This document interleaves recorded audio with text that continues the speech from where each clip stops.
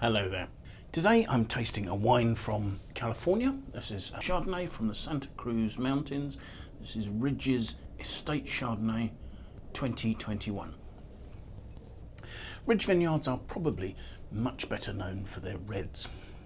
Obviously Monte Bello, quite a famous Cabernet blend, but also their Geyserville and Lytton Springs, predominantly Zinfandel blends from north of the bay, are equally famous, I suppose. Although the Monte Bello vineyard up in the Santa Cruz Mountains dates from the 1880s, it's not until 1962 that a Chardonnay is produced from the vineyard. There was a block of Chardonnay vines planted in the 1940s, and through the 60s, the 70s and the early 80s, a Monte Bello Chardonnay was produced, and in general they never made more than about 10 barrels a year, and the wine was sold entirely through the vineyard, so it wasn't distributed at all. In 1985, the old Chardonnay vines had got to a stage where they were producing so little fruit that they were pulled up. This left the newer plantings of Chardonnay, which were on a lower vineyard, which wasn't generally considered to be part of the Monte Bello estate as such, as the most mature Chardonnay vines. So the wine that was then made from these vines came to be labelled as the Santa Cruz Mountains Chardonnay. This continued to be the case until 2009, when it was considered that actually what had been younger vines were now fully mature, and the wine came to be relabelled as the Ridge Estate Chardonnay. And now, in good years, some of the best parcels will be picked from amongst the estate vineyard Chardonnay, and that is now produced and marketed as the Monte Bello Chardonnay. And in fact, as I say, Monte Bello, really well known for its reds. However, the cool climate and the fractured limestone soils of the site are actually incredibly well suited to Chardonnay. So in 2021, we saw a vintage with low rainfall. In fact, they had probably about 450 millimetres, maybe even slightly less than that, of rain in the whole year. So that will restrain crop size, but reduces any disease pressure. Conditions were warm and the fruit ripened evenly. Picking occurred in mid to late August and went on for 3 weeks until mid-September.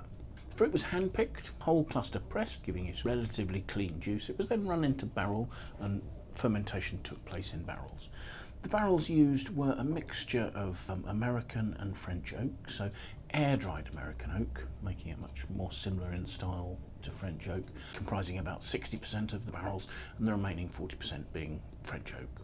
Of this oak, about 24% of that was new, 5% of that had been used one time previously, and the remaining 71% had either been used for 2 or 3 years previously. Both fermentation and malolactic conversion took place with the naturally occurring yeasts and bacteria that were present on the grapes as they came in from the vineyard. The wine stayed in barrel for 15 months, and for the first 9 months of that, the fine lees were left in suspension in the wine to reduce oxidation, to feed the wine, to give it some richness. After 15 months, the wine was lightly filtered with a pad filter and put into bottle. So here we have it. Looking at it, we have a medium yellow colour there, not particularly deep or intense. The wine has 13.7% alcohol, and as I swirl it, it does cling to the glass. There are some tears forming on the side of the glass there, but nothing substantial. Let's see what we make of the aromas, shall we? Gosh, the aromas are really rich, and you can smell that oak. There's a cedary note to the oak, and there's plenty of vanilla. There are notes from the lees aging. There's a creaminess and a butterscotch note. I suppose the butterscotch is actually probably coming from malolactic conversion going on in the barrel. There's a high tone note. It is that cedary, almost slightly saline note. Very intense. This is very clearly a barrel fermented wine. So let's have a taste, shall we?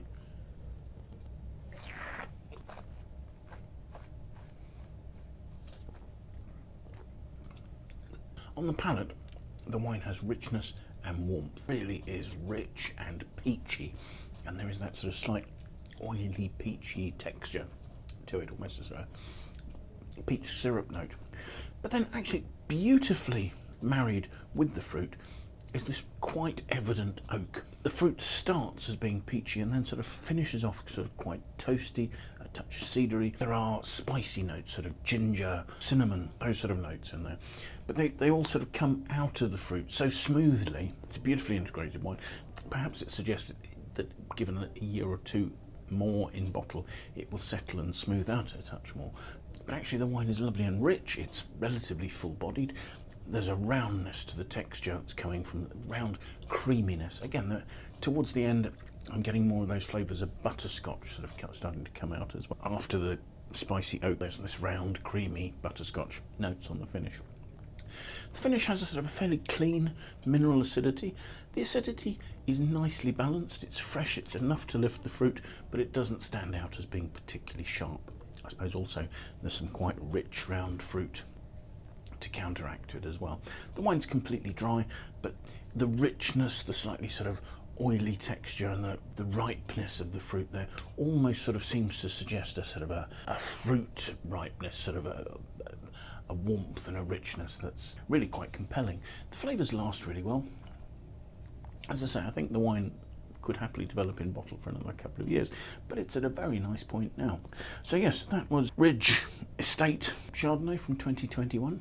I think sometimes a wine that's a little overlooked because people think of Ridge as a winery that specialises in red wines, but actually this is a really nice example of a rich but very well balanced, very harmoniously put together Chardonnay. So thank you very much for watching. I hope you found this interesting. If you've enjoyed the tasting, do please hit the like button, do tell your friends about it, do share the video. I'd be delighted if you do that. If you have any comments, please leave them in the comments section below. We'd love to hear what you think about the tastings, the wine, or anything else related to that. Do consider signing up and following us on YouTube. It'd be fantastic to have your support. We'd really appreciate that. And then that way, hopefully, we'll see you for another tasting in the very near future.